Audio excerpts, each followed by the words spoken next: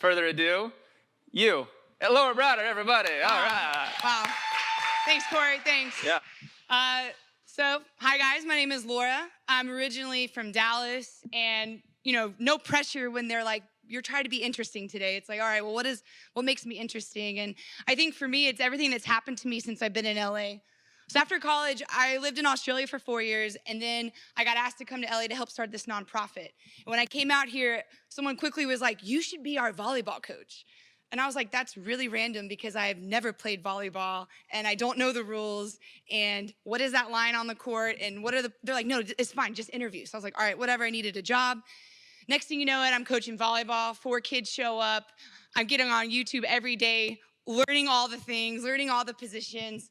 Fast forward a couple years later, I'm coaching now at one of the best high schools in the area. I'm now coaching at the #1 club in Los Angeles. It's ranked in the top 10 in America. And it's all been one big joke because I was just like, God, I've never envisioned this. But the reason why I bring that up is because God knew exactly what he was doing when he asked me to come to LA and coach volleyball. Because I spent most of my life being very performance driven. I spent most of my life being very achievement driven. I'm a freaking 3 on the Enneagram. So I want to freaking wake up and eat success for breakfast, lunch, and dinner. And then I want to do it all again tomorrow. You know what I mean? Anyways, I need to calm down. And the thing about volleyball is every day I went to my job and I felt inadequate. I was coaching with all these Division I players, and I'm over here. I had not only never played, but I'm actually terrible. Like, I'm quite athletic at every other sport but volleyball. And it's like so humiliating for me, especially as a 3, that I'm like, I can't play this sport. And yet I keep getting elevated in it, and it's like embarrassing. But I'm thankful for that time, because I didn't realize how much of my identity, how much of my worth, how much of my value was coming out of what I do. And so here I was for the last 5.5 years coaching a sport I never played, didn't know anything about, and I'm terrible at. And it gave me the space to kind of take a step back and be like, wait, who am I outside of what I'm doing? Who am I outside of task? And for the first time, I was 27, 28 years old, I began to get more in touch with myself, my sense of self, and emotions that make us human: happiness, anger, sadness, and joy. And I started to feel insecurity, and I started to feel empathy, and I started to feel all these things. But the thing that terrified me the most is that I started to have questions around my sexuality. So to set that up, that was my greatest fear in life, is that I would be gay. I grew up in the church since I was young. I've had a huge heart. I've wanted to work at a church. I've wanted to work in ministry. I've wanted to preach the gospel. But I knew if I was gay, then I probably couldn't do any of that.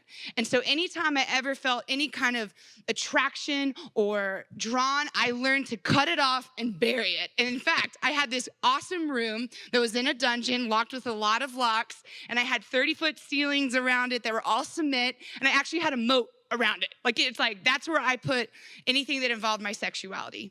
And just when I was moving to LA, I felt God ask me, Laura, I feel like we need to address these woundings around your concepts of femininity and masculinity and just sexuality in general. And I was terrified by that.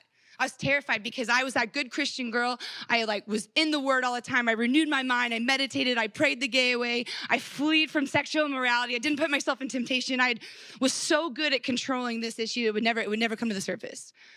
But I remember God told me something that changed my life. He said, Laura, as long as that issue is regulated by religion, which is what you're doing, you'll never find freedom.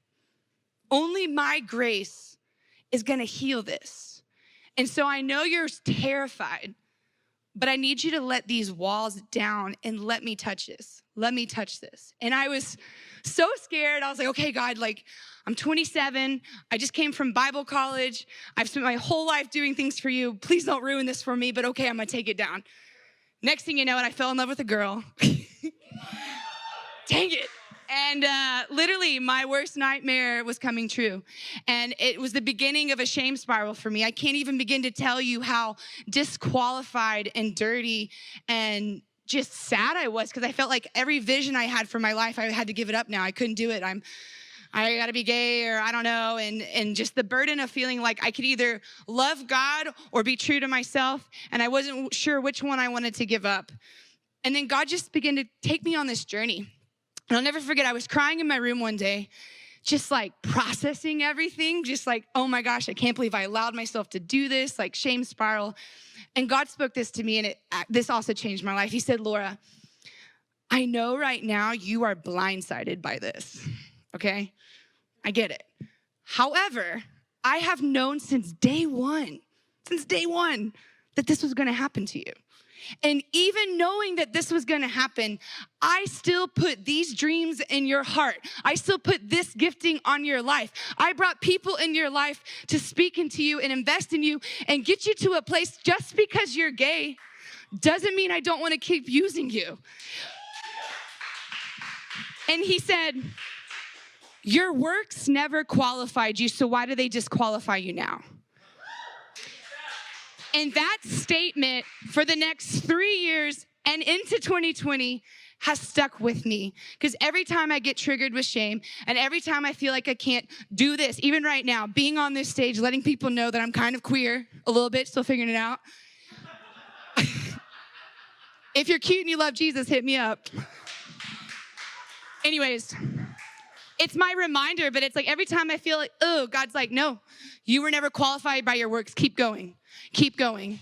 And if I'm being super honest, being gay went from being the worst thing that could have happened to me to being the absolute best, because it forced me into the depths of God's insurpassable riches of his grace.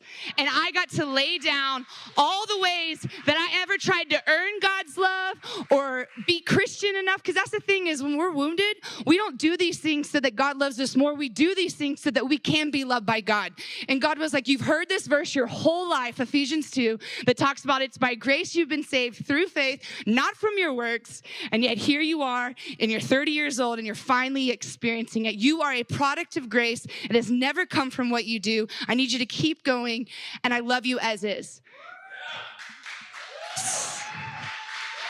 So I'm going to close by saying, I am so honored that we get to be a part of New Abbey, because every week we get reminded that God is always taking us on a journey of liberation. And he's always taking us on a journey where we get to be freed as we allow God's love and grace and acceptance to define our personhood and who we are. So love you guys. Thanks, Corey. No, don't go anywhere. Come back.